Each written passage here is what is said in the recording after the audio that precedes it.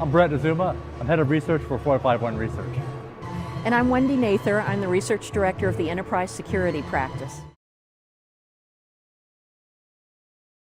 The hottest thing in cloud, that would probably be cloud application control. What exactly is this market Well, aim to do? Anything that has a one-syllable word to describe it, like cloud, is going to be really confusing to everybody, and so cloud application control isn't any different. What we're talking about when we're talking about cloud application control is a new sort of technology that is sitting between the enterprise and the SaaS applications that they're using that are public. And the point of this technology is first to monitor the use of the SaaS, but also to enforce and add additional security where the SaaS doesn't have it. So for example, you might have somebody who's using Salesforce.com, and there are some functions that Salesforce allows them to have in a role that you gave them, but you really don't want them to use them. Okay. So you would use this middle forward proxy or broker. You would use this cloud application control technology to keep them from clicking on those particular things on the page on the SaaS. So like an extra layer of protection in between what the application would allow you to do and what you actually want the user to be able to do. Exactly. So you can do it by user then, and are there other ways that you can kind of limit the access? Is it going to be by user, by location, by other parameters? Yes, and it's not just access control. It's also monitoring.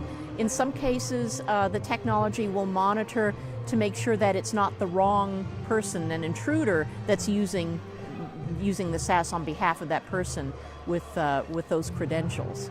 Now, do these vendors support multiple applications or just single applications?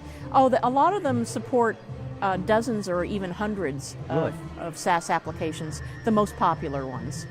And in some cases, they can also be used to add control to private clouds, to private SaaS, because they work by the same principle. They don't have to be public.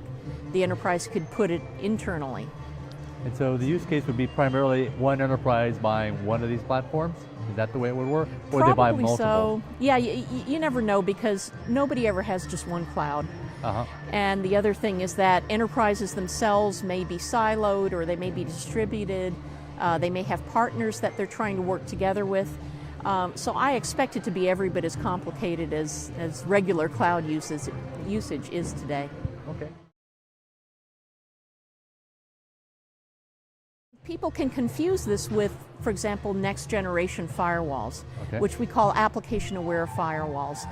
These are ones that are trying to just control the enterprise's employees' use of anything. For example, keeping them from going to Facebook, keeping them from posting particular things.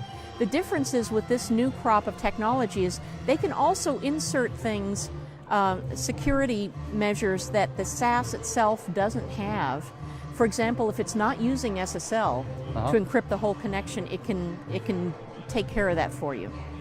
A lot of these also do the authentication on behalf of the enterprise and then pass the credentials on to the SaaS.